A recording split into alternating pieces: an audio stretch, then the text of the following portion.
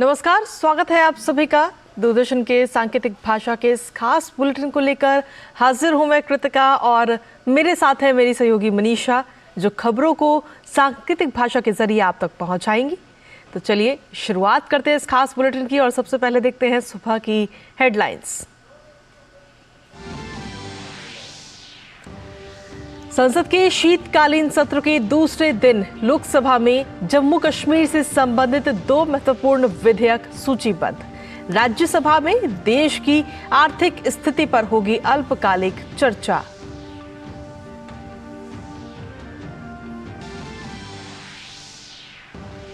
चुनाव नतीजों के बाद 5 राज्यों में सरकार बनाने की कवायद तेज। राजस्थान भाजपा के प्रभारी और अध्यक्ष ने अमित शाह और जेपी नड्डा से की मुलाकात। राजस्थान में कांग्रेस विधायक दल की बैठक आज। चक्रवात मिग्जॉम के कारण आंध्र प्रदेश और तमिलनाडु के कई हिस्सों में तेज बारिश। चक्रवात के आज आंध्र प्रदेश में नेल्लौर और मछलीपट्टनम के बीच टकराने की संभावना। 3 दिन के भारत दौरे पर पहुंचे केन्या के राष्ट्रपति विलियम सामोई रूटो आज प्रधानमंत्री मोदी से करेंगे मुलाकात। राष्ट्रपति भवन में होगा औपचारिक स्वागत। कर्नाटक के विजयपुरा में एक गोदाम में हादसा। अनाज की बोरियां ढहने से 10 से ज्यादा मजदूर फंसे। 3 मजदूरों को निकाला गया।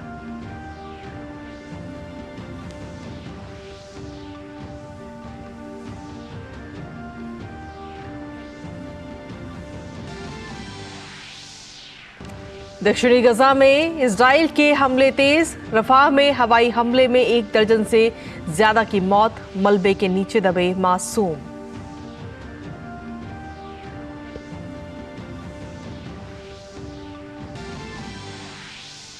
और खेलों में मलेशिया में आज से जूनियर हॉकी विश्व कप का आगाज।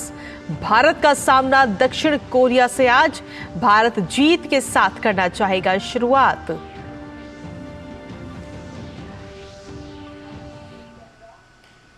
और हेडलाइंस के बाद चलिए अब खबरों में विस्तार से बात करते हैं। संसद के शीतकालीन सत्र के दूसरे दिन यानी कि आज लोकसभा में केंद्रीय गृह मंत्री अमित शाह जम्मू और कश्मीर आरक्षण संशोधन विधेयक 2023 और जम्मू और कश्मीर पुनर्गठन संशोधन विधेयक 2023 चर्चा और पारित करने के लिए रखेंगे। इन संशोधन विधेयकों के जरिए जम्मू कश्मीर की विधानसभा में अनुसूचित जनजातियों के लिए आरक्षण लागू होगा। साथ ही विस्थापित कश्मीरी समुदाय से 2 सदस्यों और पाकिस्तान के कब्जे वाले कश्मीर से विस्थापित 1 सदस्य को उपराज्यपाल द्वारा मनोनीत किए जाने का प्रावधान भी इसमें किया गया है। वहीं राज्यसभा में प्रश्नकाल के बाद दोपहर 12 बजे से देश की आर्थिक स्थिति पर एक अल्पकालिक चर्चा होगी। वहीं राजस्थान में विधानसभा चुनाव के नतीजे के बाद सरकार बनाने की कवायद अब तेज हो चुकी है। नई भाजपा सरकार में मुख्यमंत्री के चेहरे को लेकर काफी हलचल तेज हो गई है, जहां जयपुर से लेकर दिल्ली तक बैठकों का दौर जारी है। इसी कड़ी में नई दिल्ली में कल राजस्थान भाजपा के प्रभारी अरुण सिंह और प्रदेश भाजपा अध्यक्ष सीपी जोशी ने भाजपा अध्यक्ष जेपी नड्डा और गृह मंत्री अमित शाह से मुलाकात की। विधायक दल की बैठक को बुलाने को लेकर अभी कोई फैसला नहीं हुआ है और इसी बीच कल करीब 2 दर्जन विधायकों ने पूर्व मुख्यमंत्री वसुंधरा राजे से भी मुलाकात की।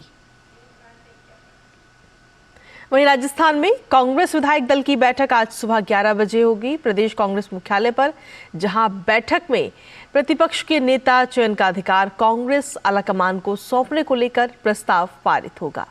वहीं कांग्रेस आलाकमान ने राष्ट्रीय महासचिव मुकुल वासनिक व हरियाणा के पूर्व सीएम भूपेंद्र हुड्डा को पर्यवेक्षक के रूप में नियुक्त किया है।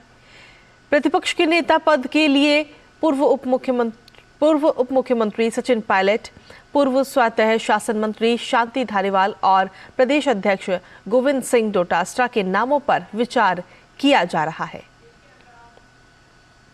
और बात करते हैं अब मिजोरम की, जहां पर सत्ता परिवर्तन हो रहा है। यहाँ मिजो नेशनल फ्रंट को चुनाव में मात देते हुए ZPM यानी जोरम पीपल्स मूवमेंट ने स्पष्ट बहुमत हासिल कर लिया है और आज पार्टी ने के नवनिर्वाचित विधायकों और वरिष्ठ पार्टी नेताओं की बैठक बुलाई गई है। इस दौरान पार्टी नेता लाल दुहोमा नवनिर्वाचित विधायकों से मुलाकात करेंगे। इसके बाद सरकार बनाने का दावा पेश करेंगे। 40 सदस्यों की विधानसभा में पार्टी को 27 सीटें मिली हैं। सत्तारूढ़ मिजो नेशनल फ्रंट ने केवल 10 सीटें जीती हैं। वहीं बीजेपी को 2 और कांग्रेस को 1 सीट मिली है। मुख्यमंत्री जोरमथंगा और 9 मंत्रियों को हार का सामना करना पड़ा है। ZPM की ओर से मुख्यमंत्री पद के उम्मीदवार लाल दुहोमा बेहद खुश हैं। वो कहते हैं कि वो पिछले साल से ही इतनी बड़ी जीत की उम्मीद कर रहे थे। और अब बात करते हैं चक्रवात को लेकर।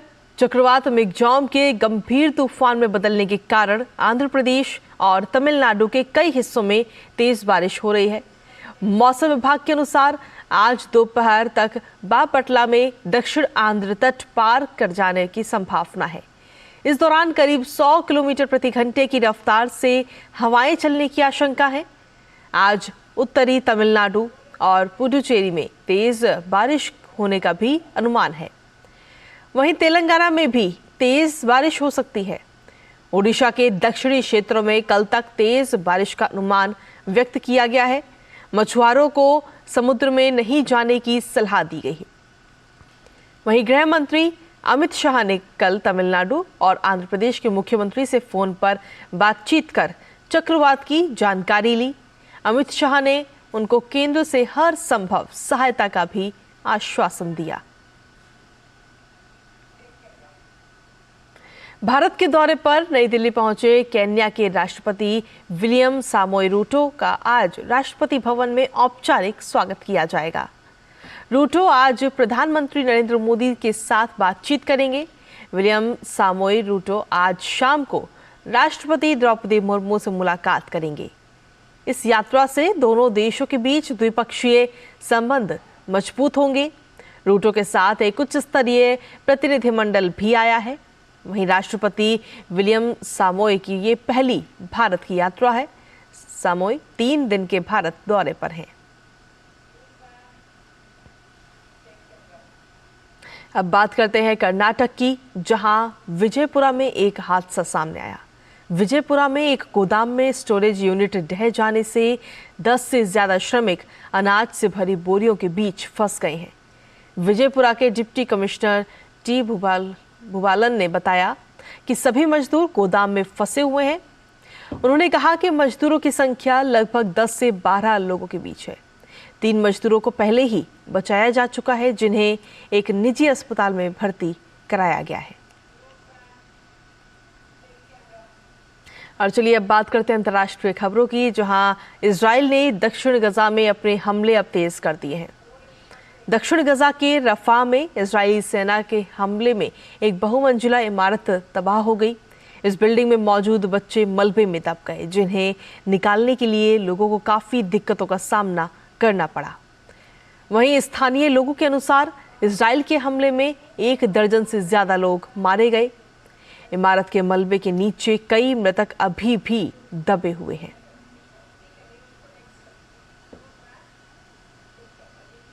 और अब बात करते हैं खेलों की। भारतीय जूनियर पुरुष हॉकी टीम जूनियर हॉकी विश्व कप में आज अपने अभियान की शुरुआत कोरिया के खिलाफ करेगा।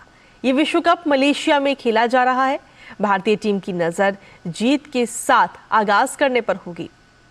भारतीय टीम ग्रुप सी में मौजूद है। भारतीय टीम प्रतियोगिता में गुरुवार को स्पेन के खिलाफ मोर्चा खोलेगी, जबकि 9 दिसंबर को कनाडा के खिलाफ मैदान पर उतरेगी। और इसी के साथ फिलहाल सांकेतिक भाषा के इस खास बुलेटिन में हमारे साथ इतना ही। मुझे मेरी सहयोगी मनीषा और हमारी पूरी टीम को दीजिए अनुमति। नमस्कार।